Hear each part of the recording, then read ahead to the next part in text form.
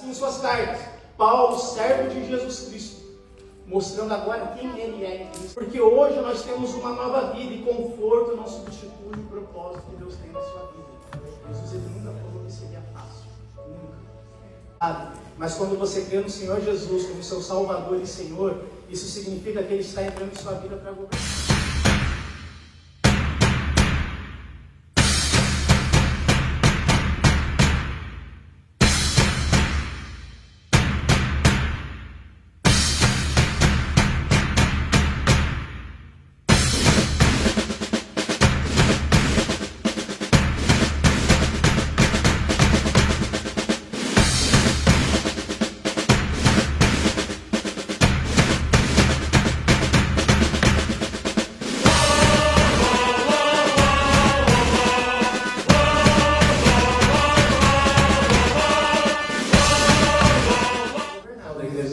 Senhor, amém? Amém. Eu gostaria de louvar a Deus pela vida do pastor Amor, do presidente, da missionária Raquel, do Lucas, do Josué, que está na frente desse ministério.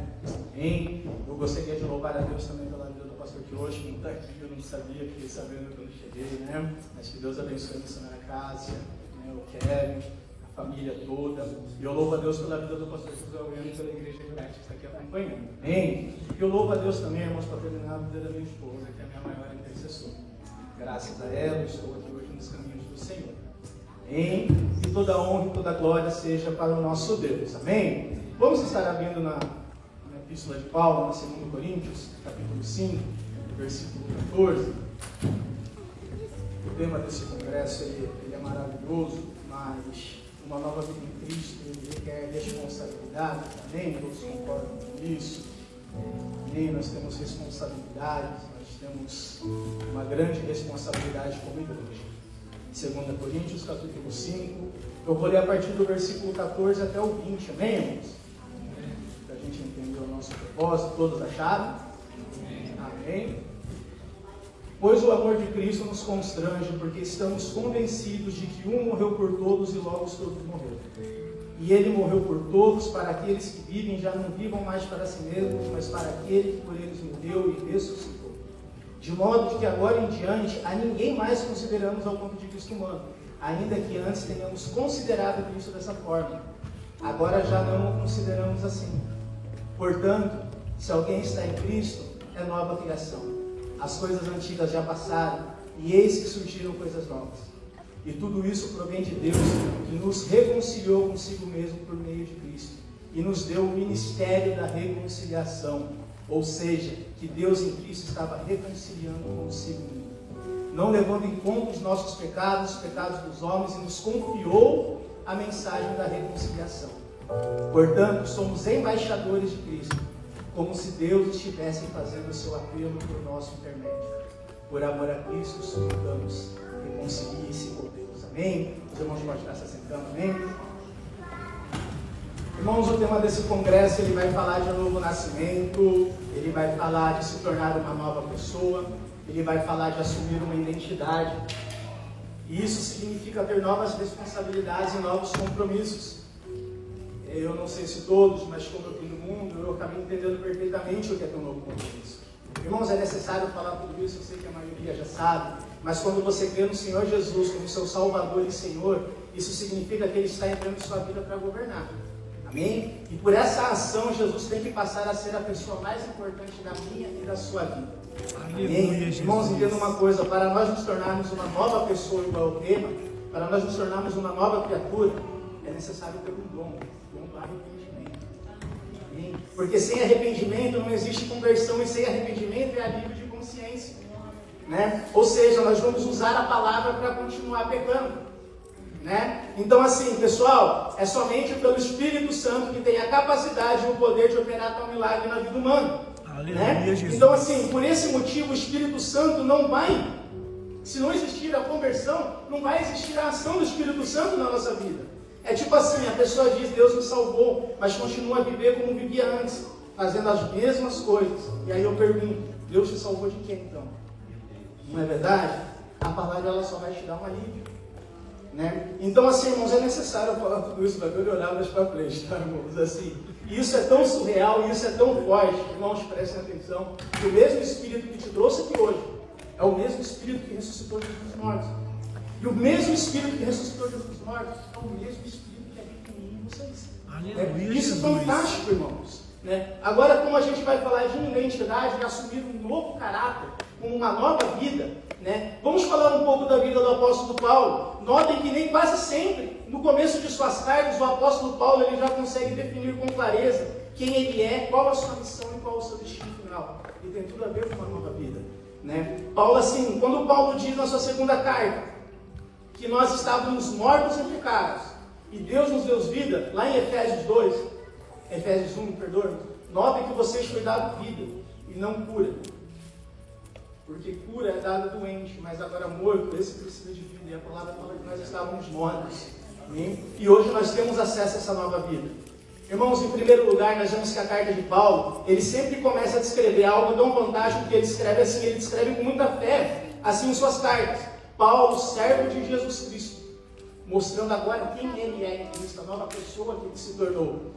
E em segundo, ele começa a descrever com muita fé em quem ele crê, no que ele crê, e mostra qual o seu chamado vivendo o propósito que Jesus estabeleceu na vida dele. Então é muito importante que Paulo fala assim: Paulo, servo de Jesus Cristo, chamado para ser apóstolo, separado para o Evangelho de Deus. Essa é a missão da igreja. E já tendo compreendido todo o seu propósito, o apóstolo Paulo ele começa a sua carta enviando a Timóteo, nos seus dias finais como mártir, ele escreve essas palavras como um líder que cumpriu toda a sua missão. Lá em 2 Timóteo, capítulo 4, versículos 6 e 8, vai falar assim: eu já estou sendo derramado como oferta de bebida. Está próximo o tempo da minha partida. Combati o bom combate, terminei a corrida e guardei a minha fé. E agora está me reservada a coroa da justiça que o Senhor, justo juiz, me dará naquele dia. E não somente a mim, mas também a todos que amam a sua vida. Sabe, irmãos? Então, quando Paulo ele diz que não somente a mim, mas a todos que amam a sua vida, Paulo está dizendo: portanto, se alguém está em Cristo, é nova criação. As coisas antigas, igual o pastor Haroldo falou no começo, já se passaram. E eis que começarão a surgir coisas novas na sua vida. Sabe, é tipo assim, hoje você está vivendo uma nova identidade e vai começar a entender o seu verdadeiro propósito. E o que é propósito? Propósito é aquilo que você já nasceu para fazer. O que Deus já estabeleceu na sua vida antes de você nascer. E assim, aí no verso 18 vai falar assim: porque tudo isso provém de Deus, que nos reconciliou consigo mesmo por meio de Jesus Cristo. E a partir daí, Deus nos dá uma missão, gente. O ministério da reconciliação. E esse é o chamado de toda a igreja. Esse é o nosso chamado. Reconciliar com Deus o que foi perdido no jardim. Entendeu? É muito interessante. E no 19 ele fala assim: ou seja, em Jesus Cristo Deus reconciliou consigo o mundo, não levando em conta o pecado dos homens, e nos confiou a mensagem da reconciliação. Irmãos, essa mensagem é a responsabilidade de cada um de nós. Essa mensagem de reconciliar a pessoa perdida com o outro é a mensagem que a igreja tem que levar. E assim Deus vai nos dando a capacitação. E olha que interessante, irmãos. O id não deveria ser o id, deveria ser o volte. Volte para o lugar de onde você nunca deveria ter saído, da minha presença. Sabe? O orgulho separou o homem do jardim. Então assim, Deus está reconciliando através de nós. E veja lá no verso 20, irmãos: e através de Jesus, Deus nos nomeia embaixadores de Cristo. E através de nós, Deus faz o seu apelo por intermédio para todo mundo. Pessoal, o que Paulo está tentando dizer aqui é que Cristo formado em nós é a esperança do mundo para ir morar na glória eterna de Deus. Sim, nós somos a esperança do mundo. É como se Jesus estivesse fazendo o apelo dele através de nós. É interessante que levar o Evangelho de Jesus para todos que possam se reconciliar com Deus não vai ser uma tarefa fácil. Nós vamos entender isso agora. Sabe, irmãos, quando Adão e Eva caíram, nós também passamos a herdar do coração caído, voltado para o pecado. Não é verdade? E por isso todos nós fomos separados por Deus, separados de Deus, porque Deus já não poderia mais viver em pecado. E não que o pecado fosse afetar a santidade de Deus, mas é que a santidade de Deus é tão grande que ele acabaria com todo mundo. Então, por amor a nós, Deus teve que se afastar. Entendeu? E um coração caído, ele não é o capaz, ele é capaz de distorcer, ofuscar e até mesmo confundir os nossos pensamentos e assim mexer com os nossos sentimentos para distorcer a visão que devemos ter de Deus. Porém, a obra de Jesus foi a única e suficiente para destruir a obra de um coração caído e nos dar uma nova identidade. E por isso o Filho de Deus teve que se tornar humano para que o ser humano pudesse se tornar Filho de Deus. Bem, isso é importante, nós entendemos tudo isso, eu sei que todos já entendem, mas é a essência do cristianismo. É a morte e a ressurreição, porque nós estávamos perdidos. E antes de a gente entender uma nova vida, a gente tem que entender um sacrifício que foi dado por nós. Irmão, agora eu vou lembrar uma coisa, se tem uma coisa que atrapalha a nossa caminhada cristã, eu tenho conversado com muitos jovens maravilhosos, né? Uma coisa que atrapalha muito a nossa identidade é que nós estamos vivendo num tempo, vocês podem reparar nisso, que o inferno ele tem trabalhado pesado para sabotar a nossa identidade cristã, atrapalhar o chamado que Deus tem para mim e para a sua vida e nos tirar do nosso verdadeiro foco, o propósito que Deus separou unicamente para cada um de nós.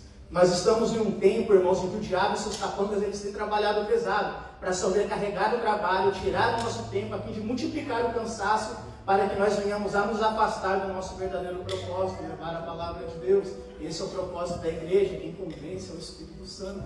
Nós temos a obrigação de levar a palavra, nós temos a obrigação de pregar, de viver aquilo que a gente prega, mas quem convence é somente Deus. Amém? E é isso que o diabo ele tenta fazer. Ele tem atrapalhado o chamado universal da igreja, ele tem tentado atrapalhar o chamado universal da igreja, que é levar as boas novas e pregar o evangelho. Seja ela da maneira que foi designado a cada um, seja ela na pregação, no ensino, no louvor, o evangelho tem que ser pregado.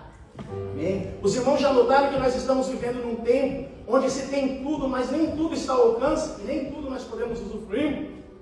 Nós estamos na terra dos parques, dos lugares turísticos, mas nem todos conseguem usufruir disso, e não é por causa de dinheiro. Nós estamos na terra onde você tem disponível coisas confortáveis de todos os tipos, para todos os estilos, né? Mas nem todos conseguem usufruir disso. E sabe por quê? Porque o nosso bom conforto não tem que ser um bom sofá. O nosso bom conforto não tem que ser um bom restaurante, apesar disso ser necessário e maravilhoso, né? O nosso bom conforto não pode vir para satisfazer as nossas expectativas e os nossos desejos. Sabe por quê? Porque hoje nós temos uma nova vida e conforto não substitui o propósito que Deus tem na sua vida. Jesus ele nunca falou que seria fácil. Nunca. Nunca. Sabe, irmãos? Porque lá em Salmo 127 vai dizer que é inútil trabalhar tanto desde madrugada até tarde da noite. E se preocupar em conseguir alimento, sendo que Deus cuida dos seus amados enquanto eles dormem. Pessoal, uma ênfase aqui é que eu não estou incentivando ninguém a preguiça. Você não vai trabalhar, não vai estudar, você vai ver o que acontece. Não é necessário. Mas o que eu quero dizer, a verdade é que quando nós buscamos primeiramente as coisas de Deus, com certeza todas as demais coisas são acrescentadas na nossa vida. Porque a minha provisão tem que vir de Deus. Porque se vem de mim, não dá certo. E por experiência, quando ela vem de mim, nunca deu certo. Porque todas as vezes que você diz, deixa comigo, eu vou conseguir, eu vou me esforçar, eu vou provar que vai dar tudo certo, você está fazendo isso tudo pela sua própria força e capacidade, pelo seu intelecto, mas não na provisão, na fé do Filho de Deus. E esse é um dos motivos pelo qual nós não alcançamos o cumprimento da nossa vocação, que é viver o propósito de Cristo na vida de cada um de nós. O que eu quero dizer com tudo isso, irmãos, é que o diabo está trabalhando pesado em distorções, em distrações. Eu já vou chegar no ponto para vocês entenderem. Ele tenta nos sobrecarregar e nos afastar do nosso verdadeiro propósito.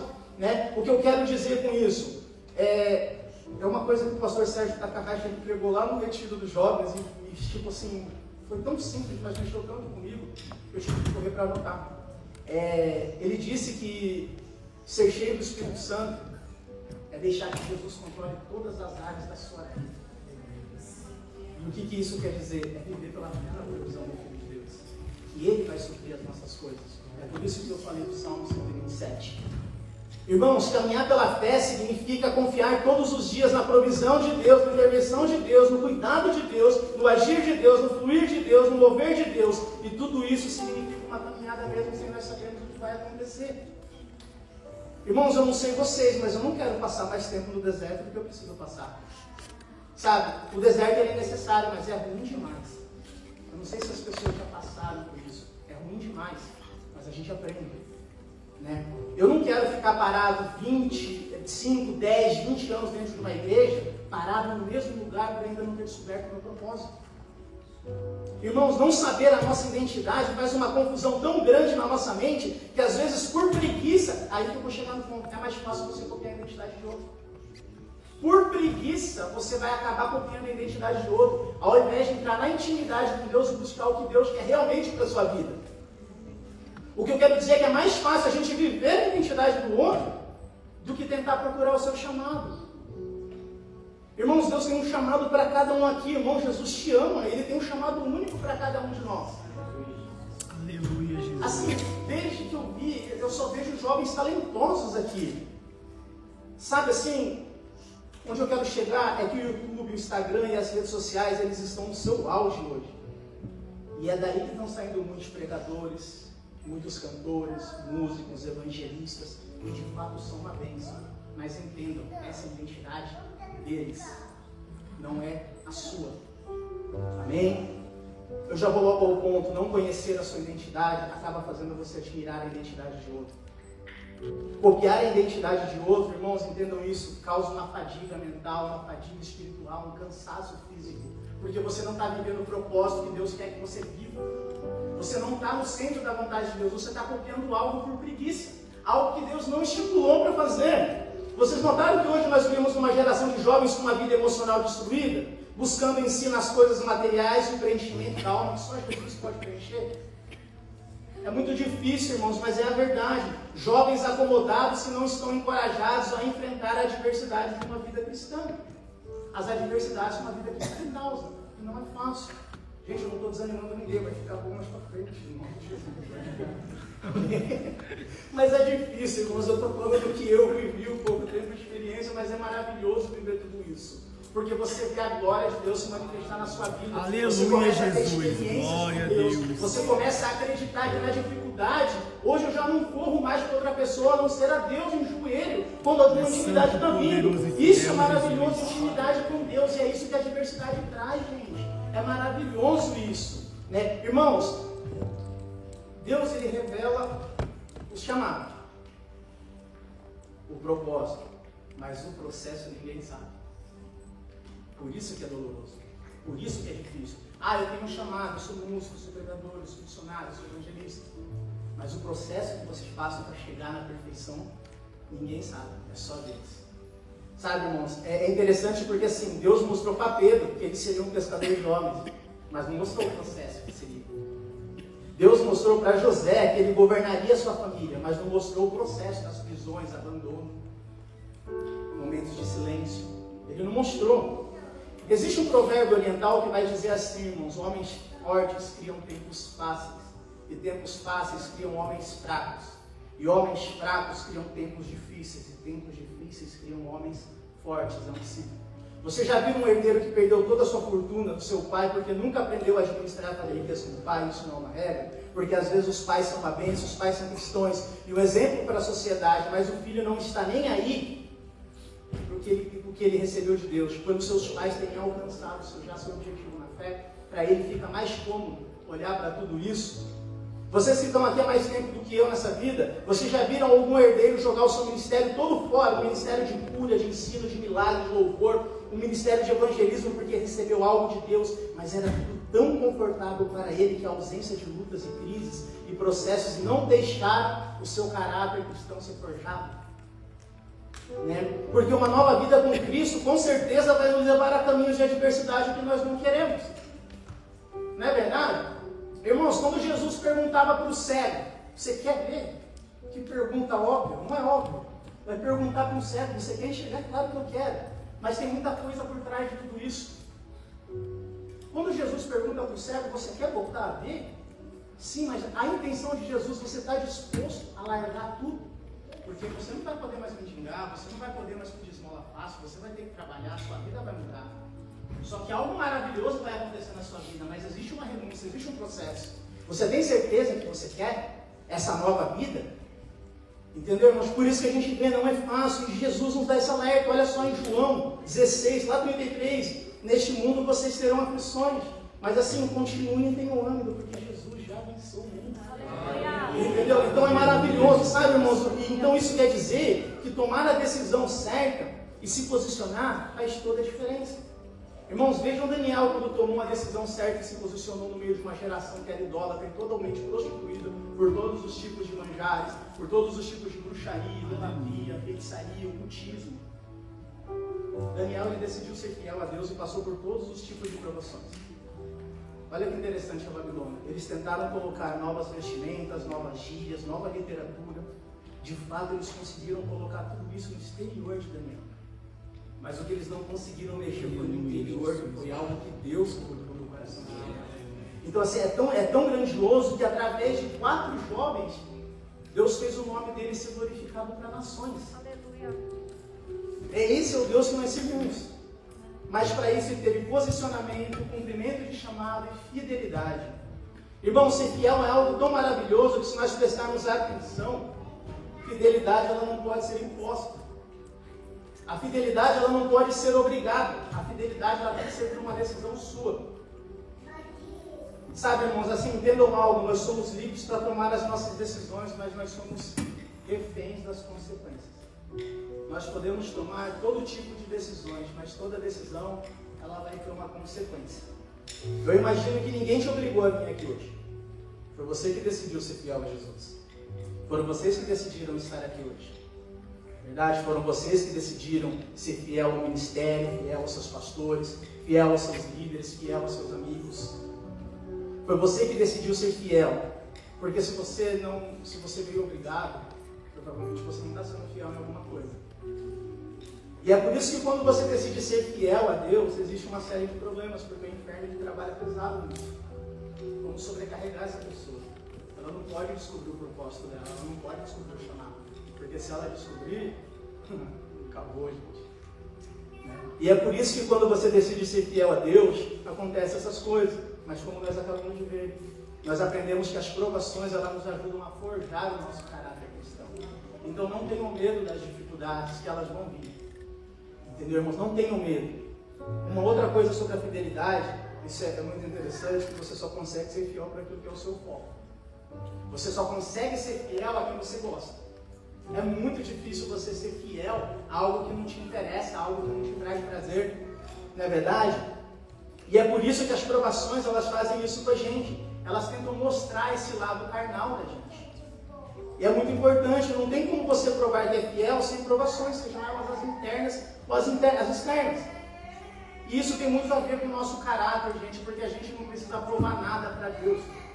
Entendeu? A gente não precisa provar nada para Deus.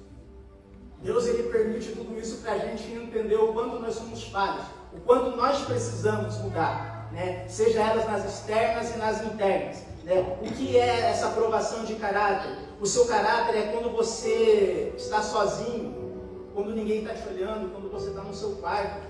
O seu caráter são as suas intenções nas conversas de celulares com outras pessoas.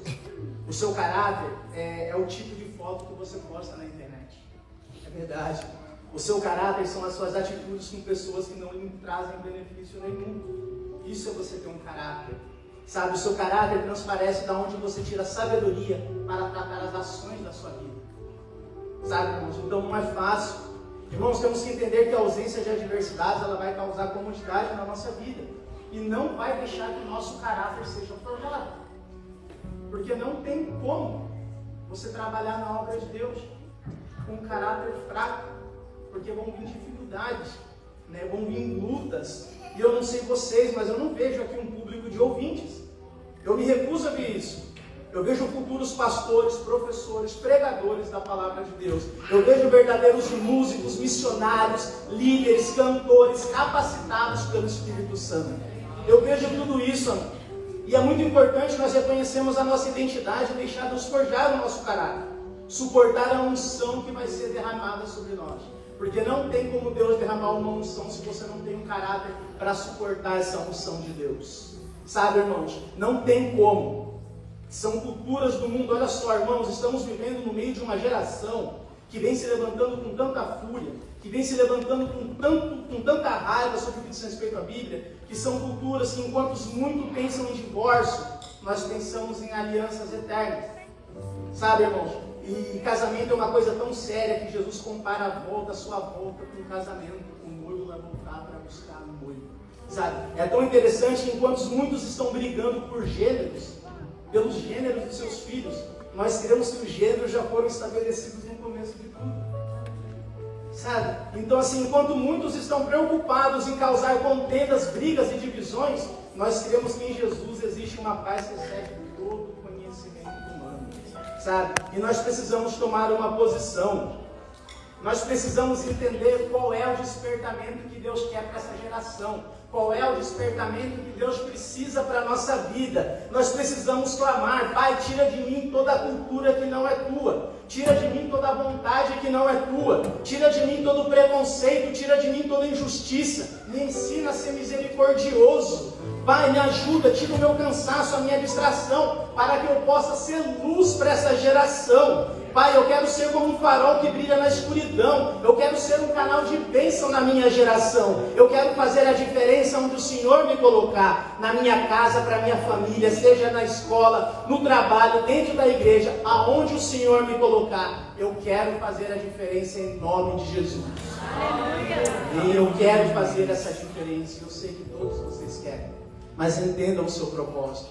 Irmãos, os irmãos de Davi, os pais de Davi, viam ele como um pastorzinho de ovelhas, mas Deus o via como um rei, não é verdade? Golias via ele como um garotinho pequenininho, mas Deus o via como um guerreiro. Então preste atenção, não é o homem, não sou eu que defino o seu caráter. Quem define você é Deus. Amém? Deus, ele define você. Irmãos, eu vou entrar agora assim, já indo para o final. Eu gostaria de contar uma história rápida. Os irmãos querem uma dica? Olhem sempre para Jesus. Eu vou falar um pouco de Jesus. O Senhor permitiu eu falar dele. Pessoal, a Bíblia nos mostra, se vocês querem ver caráter, olha que lindo. Eu dei até um spoiler para o Lucas.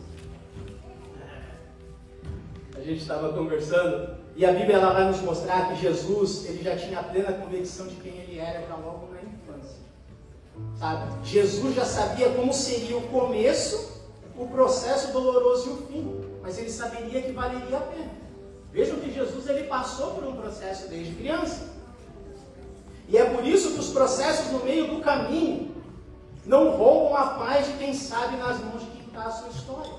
Se a sua história está na mão de Deus, essa paz não vai ser roubada de você. Irmãos, lembram quando José e Maria foram para a festa da Páscoa?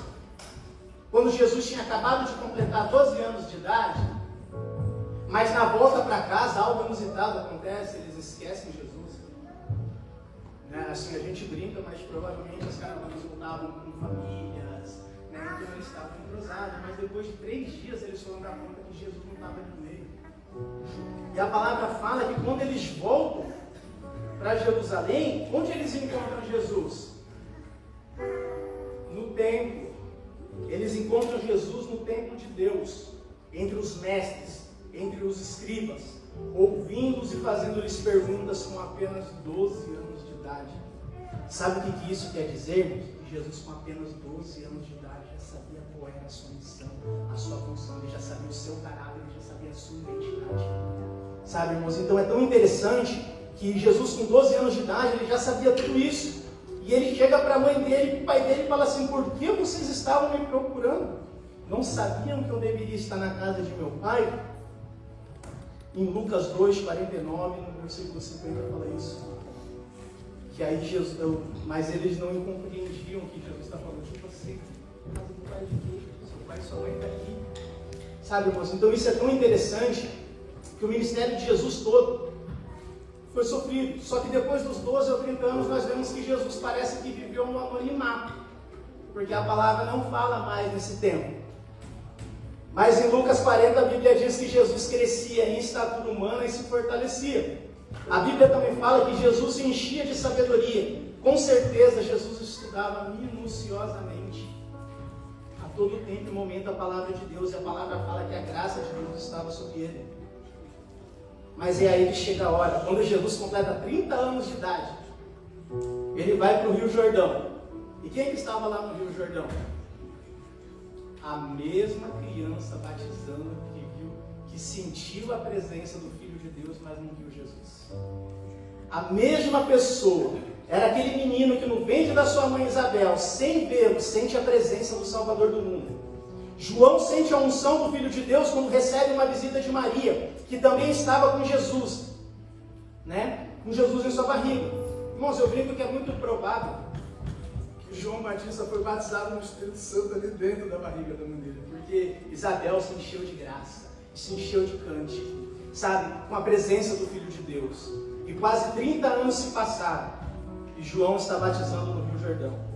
E de repente ele para o batismo, a palavra fala, e ele olha e fala: eis o Cordeiro de Deus, o Cordeiro de Deus que tira o pecado do mundo. O Cordeiro de Deus que tira o pecado do mundo está entre nós. Sem conhecer Jesus, ele sente a presença do Salvador do mundo. E aí Jesus é batizado e começa o seu ministério. Irmãos, já não foi nada fácil. Notem que Jesus se preparou 30 anos com o ministério de 3 anos. E tem gente achando que não se preparar vai ter êxito na sua caminhada. Não, irmãos, nós temos que nos preparar. Uma nova vida requer isso. E o exemplo de Jesus é o melhor para nós.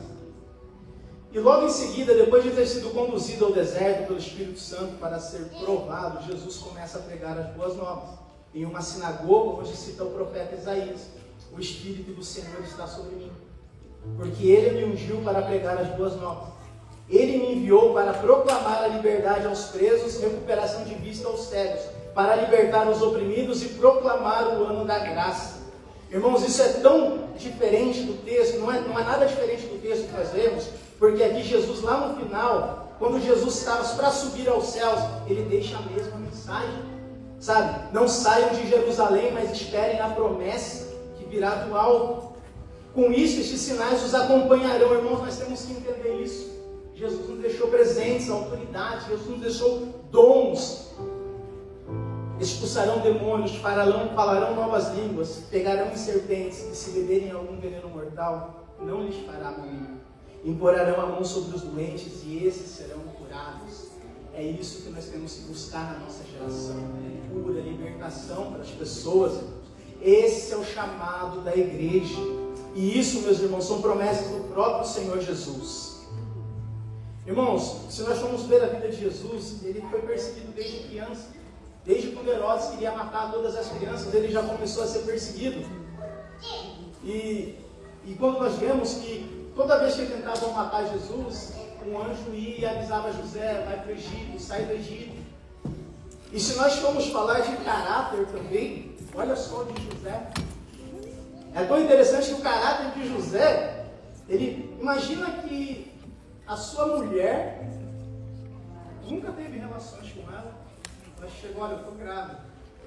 De quem? É difícil, gente. Mas olha que interessante. José, ele preferiu denegrir a sua imagem e fugir e levar toda a culpa do que deixar Maria passar por aquilo e ser apedrejada. Aí eu acho que lá em cima Deus falou assim: desce lá, que é esse caráter que eu quero com uma pessoa que tem meu filho. Vai lá e fala para ele que o que ela está esperando é o Espírito Santo, é o Filho de Deus. Irmãos, o caráter é tão forte que a gente tem que forjar o nosso caráter, E nessa hora eu imagino que é incrível, porque um homem com esse caráter, é esse que Deus quer, é esse que eu quero que crie o meu filho. Irmãos, se nós olharmos o ministério de Jesus, ele foi desprezado, ele foi humilhado, ele foi taxado de mentiroso. Jesus vinha de uma vida onde as pessoas diziam que ali não saía nada que prestasse. Ele veio de uma cidade onde eles diziam que nada prestasse. E pelo entendimento deles, não se levantaria profeta na Galileia.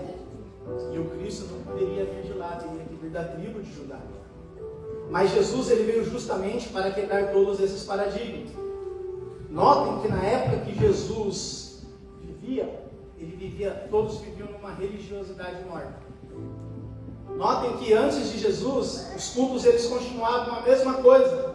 Os cultos não tinham entrega de almas, os cultos eram sempre mortos, os cultos não tinham restauração, não tinha coração quebrantado.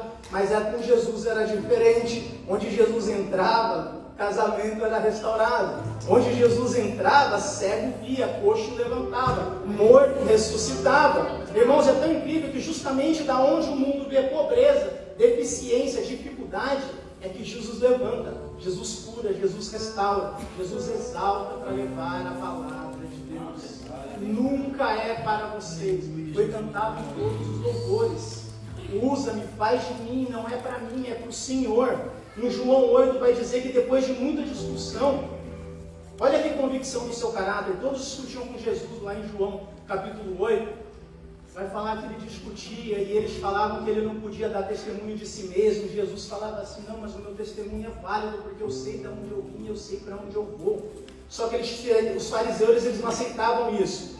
E Jesus só levantava e falava assim, eu sou a luz do mundo. É tão incrível que é tipo assim, você não é nada.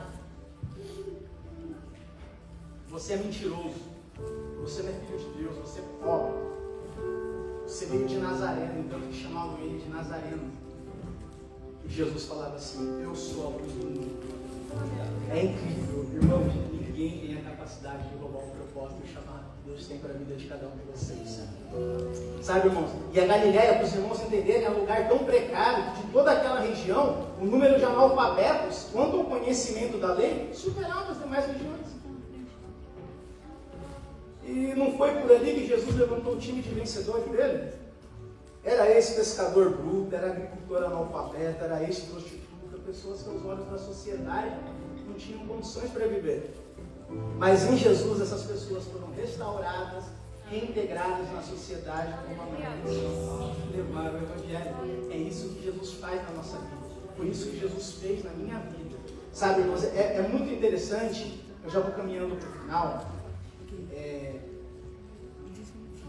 Na época de Jerusalém, existia um templo que havia sido restaurado por Herodes para ganhar a simpatia dos judeus. E nesse templo existiam barreiras. A primeira era o Soreg. O Soreg, ele separava, era o primeiro pátio dos gentios, onde só entravam aqueles que não eram judeus. E naquela época existiam os judeus e os não-judeus, eram os judeus e o resto. Então eles só podiam chegar até ali. A partir dali, tinha um lance de escadas e tinha mais um outro pátio. E aquele pátio era o das mulheres. Então, a partir dali ficavam os gentios, as mulheres e as crianças. Só que a partir dali, tinha um outro pátio no templo, que era o pátio dos homens e dos adolescentes que atingiam uma idade mais avançada para prosseguir. Então é tão interessante que os irmãos vão entender onde eu quero chegar dessa nova vida, porque é necessário nós entendermos essa história, porque é a essência do cristianismo, sabe? Jesus ele veio para quebrar tudo isso. Irmãos, notem a dificuldade que era para nós chegarmos à presença de Deus. Se não fosse por Jesus, nós nunca teríamos esse acesso direto. Sabe por quê? Porque passou dessa entrada, da entrada dos homens, aí vinha o outro pátio, que era o dos levitas. E Jesus só podia chegar até o pátio dos homens, porque ele não era levita. A própria arca da aliança já não estava mais no templo, mas a própria arca da aliança não podia passar no pátio dos homens de Deus. Olha a hipocrisia da religiosidade naquela época. E a partir dali tinha mais outro pátio que já entrava no lugar santo, sabe? E nesse lugar santo tinha a cerimônia de purificação, tinha toda aquela parte. E aí Jesus ele não podia chegar até essa parte. Só que numa conversa que Jesus tinha com os discípulos, logo depois ele está passando por ali, eu já estou caminhando para o final, tá? O Jesus ele estava passando com os seus discípulos e um deles pergunta, fala, mestre, olha que linda construção, olha que bela construção tudo isso. Irmãos, nós não tínhamos acesso a esse lugar. E Jesus fala assim para eles, vocês estão vendo sobre isso? Não ficará pedra sobre pedra. Então Jesus deixa os discípulos assim, irmãos, e já indo para o final, e aí Jesus, essa é a fala de Jesus, não ficará pedra sobre pedra.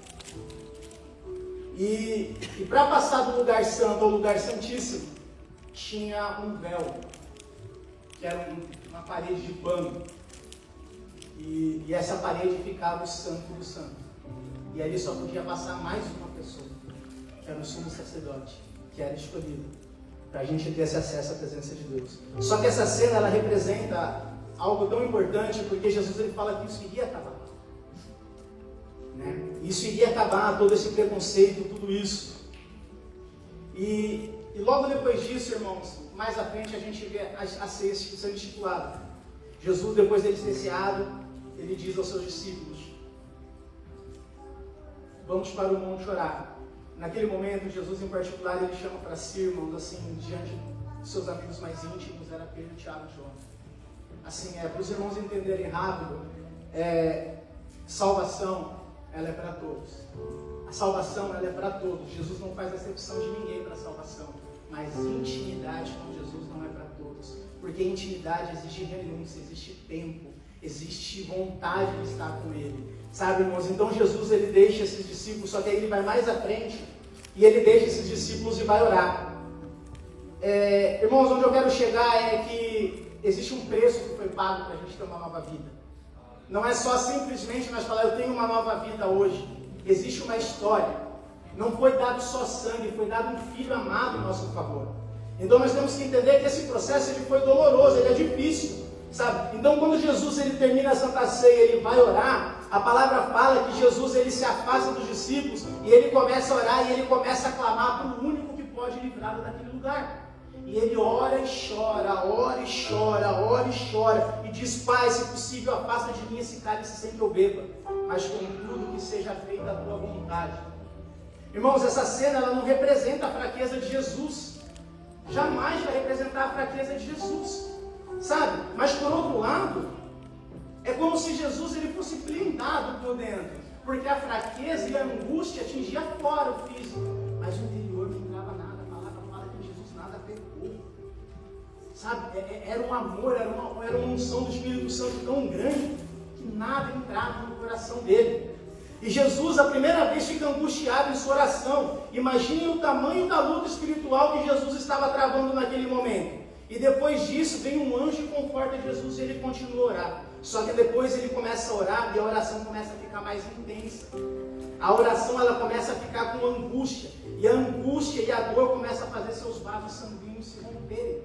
Lucas fala que ele chegava a transpirar sangue de tanta dor e tanta angústia. E falava para Deus: se for possível, passa de mim este cálice, mas que não seja a minha vontade, seja a sua. Irmãos, imaginem todo o diabo no inferno ali pesando. Ali pode ter sido a maior batalha travada por Jesus, porque era ali que ele ia decidir o futuro da humanidade.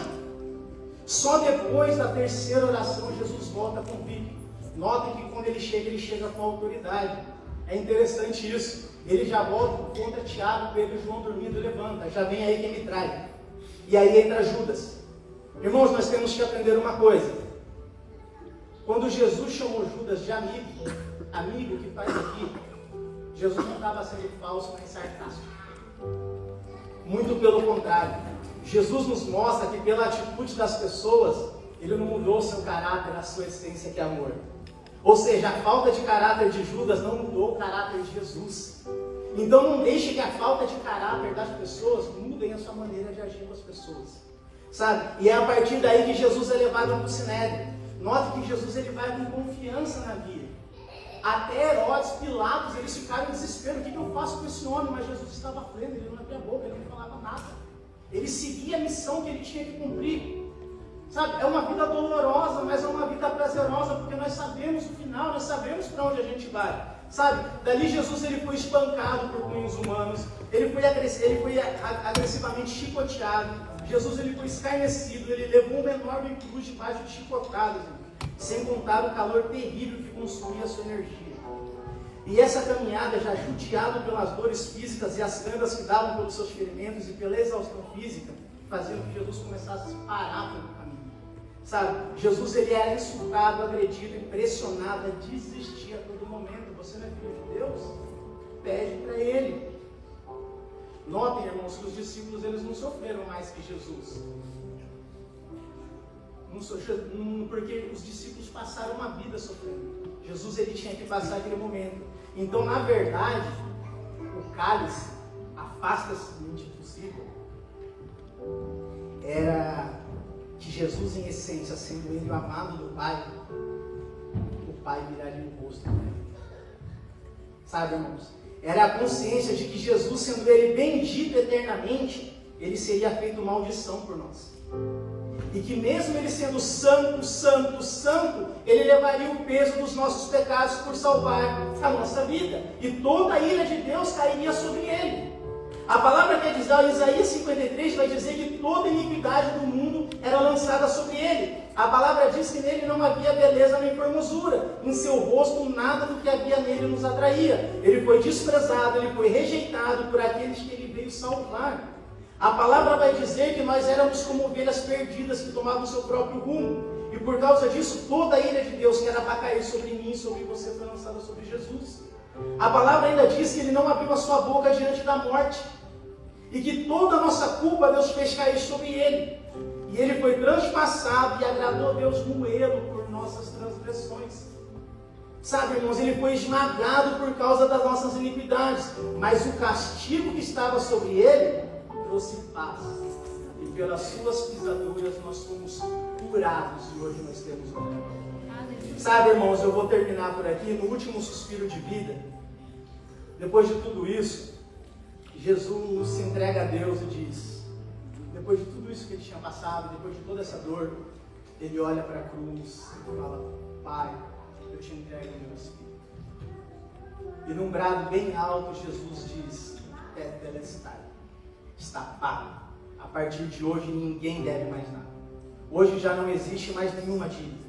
Hoje já não existe mais nenhuma acusação contra você. Hoje está tudo pago, perante Deus você está livre, perante Deus você está justificado. E nesse momento a Bíblia diz que a terra entrou em luto, e houve um temor de terra, e a escuridão tomou conta daquele momento.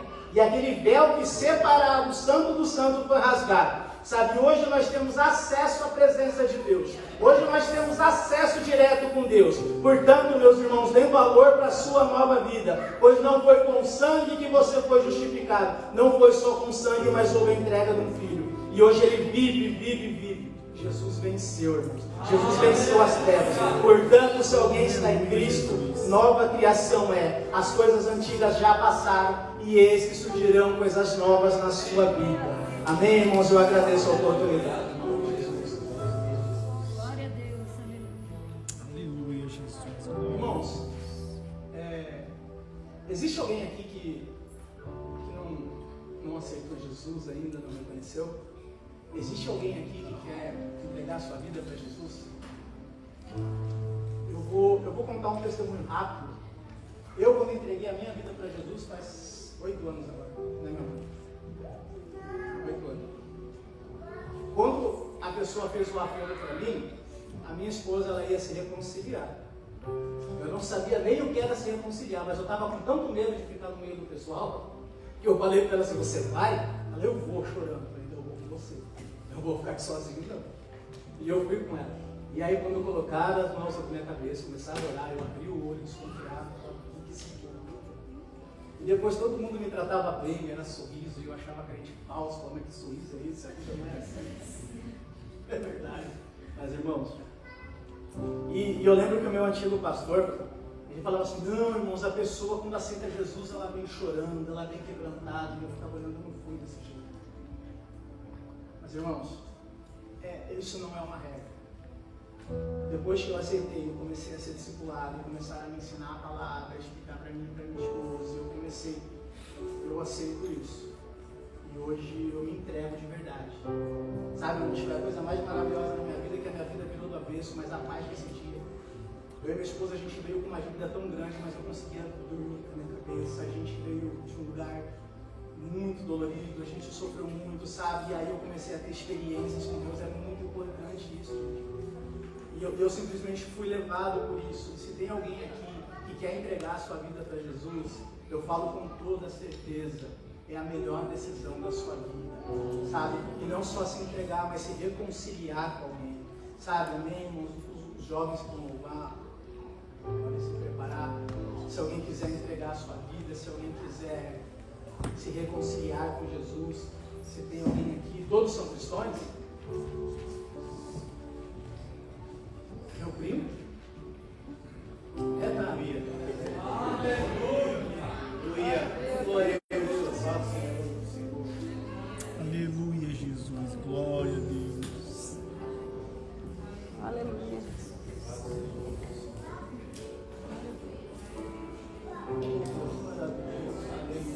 Bendito é o teu nome, Glória a Deus. Jesus. É a coisa mais maravilhosa. É a coisa mais grandiosa. E eu devolvo a direção do culto para o pastor, amém? Aleluia, Jesus. Glória.